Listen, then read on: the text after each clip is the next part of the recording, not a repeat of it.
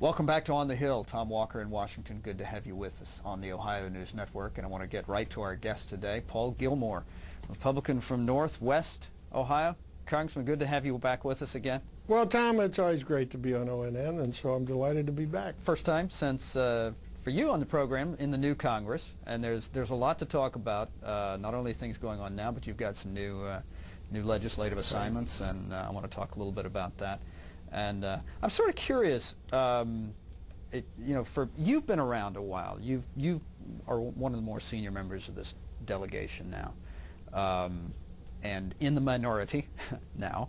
I'm curious how you see things moving in this Congress now. It got off to what seemed to be a fairly fast start with the Democrats' 100 hours passage of a spate of legislation right out of the gate. What's your sense about how things are going now? Actually, this is after that first couple of weeks. This is really the slowest, probably the most inefficient Congress that I've seen, and I'm now in my 19th year. We're doing basically nothing on the floor. And the new leadership wanted to say, well, we're really going to work hard. So they said we'll be in session 5 days, which has had two results. One, it's greatly impaired members setting up meetings in their district and keeping in touch with their districts. But secondly, they don't have enough work for 5 days. What we're essentially doing is 1 day of work a week in terms of substance, and we're spreading it over 5 days. So you really are meeting 5 days, though. But we're not really not doing much. But we're not doing you are anything, here.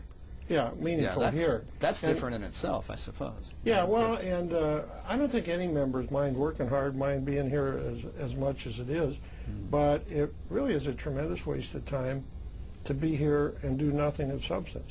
And that's what's happening. It seems that, there was this first crush of legislation, right. But then it seems that the Congress is sort of marking time now until the showdown over Iraq happens. I mean, isn't that your sense, that basically is sort of sucking the oxygen out of every other issue that might come up right now, because that's so dominating the Well, there are a couple leadership. Of things. There are a couple of things. And I agree with you that the Iraq resolution is one, and the majority party is really having a big battle among itself. Right. And they're having a hard time coming up with a majority of votes for any proposal. The other thing that's out there is a budget resolution, which we are supposed to pass, setting the overall framework. And that's another issue that's been delayed. And I think the problem is that the Democrats are frankly having a hard time getting together and getting a majority on that. You know, they have their moderate wing, they have their very liberal wing, which wants to do very huge expenditure increases, tax increases, but you have a lot of members in the Democrat Party that don't want to do that. So as of now, they don't have a majority of votes on either one of those issues. Now, I think eventually they'll get it together, but they're certainly not there now. You're saying the split that exists on Iraq, which is very public and yes. and really nobody makes any bones about, also applies to the rest of the domestic agenda as well. Yeah, it's not necessarily the same people falling in the same categories, but yeah, they do have a very serious problem on budget. I am not sure that they'll actually be able to pass a budget resolution. So you have two things. You have the budget resolution to overset the overall framework, which by law has to pass. And then you have the individual appropriation bills. I think they'll pass the individual appropriation bills, but it's going to be a question where they can get together on a budget. How would you rate the bipartisan nature of this Congress at this point? No, I think if you put it the flip side, the partisan nature. I think it's a little bit early to tell for sure. And, you know, it started out on a somewhat partisan nature, but I don't think we'll know for a while. Now, if you look at the various committees, and that's where things really happen, some committees are very partisan. You have other committees where members on both parties work together. I'm on the Financial Services Committee, which is a very important committee this session. That's a committee that has a history of Republicans and Democrats working together. and I think it will continue. Barney Frank is the new chairman, and he's reaching out the same way that Mike Oxley, who was a Republican chairman before, reached out to Democrats. But there are other committees which we don't need to name that they probably would have a party line vote on what time it was. Let me get back to Iraq. The Democrats, as we sit here, are developing a new proposal which apparently will be the one that they go to the floor with, which will become the test on whether or not this Congress will actually enact something that imposes restrictions on what the president can and can't do in that war. And so far as we know, it's a plan that would begin withdrawals in 2008, next year, maybe even sooner if there aren't certain benchmarks met by the Iraqi government.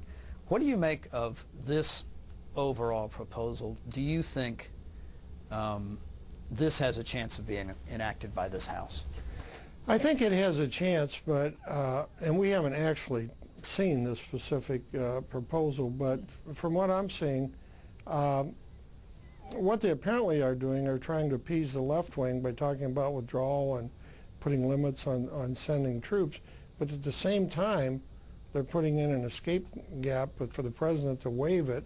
So what they're saying is, hey, this is what we mean, but we don't really mean it because the president doesn't have to follow it. And I think the fact that they're taking that approach indicates that they can't get a consensus of a majority of the members on either one of those approaches. Well, what do you think of this as an approach? Is it wrong? I think it's a little bit phony. I mean, if you're really going to say you don't want the troops there, you say you don't want the troops there, and you do what it is that makes that happen. They're not willing to do that. Instead, they're saying, well, we don't want them there, but if the president wants them there, he can go ahead and do it anyway. And I don't think that's a very forceful step. I think on Iraq, and I've been critical of a lot of things that have happened in Iraq, I think the war itself was a brilliant success. I think the occupation after that has a lot to be critical of. There have been tremendous mistakes made, and I think those mistakes are partly the cause of the continuation of some of the violence there. There weren't enough troops there. We disbanded the Iraqi army, the Iraqi police force. That was a major mistake in terms of keeping order in that country. But we're at the point where we are, and in terms of determining what to do, you have a choice of two groups to take advice from, because we are in a military situation: the military as to what's the best military approach, or the politicians in Washington. And you know, I'm an Air Force veteran. Between those two groups, I will take my advice from the military, who are on the ground, as opposed to the politicians in Washington.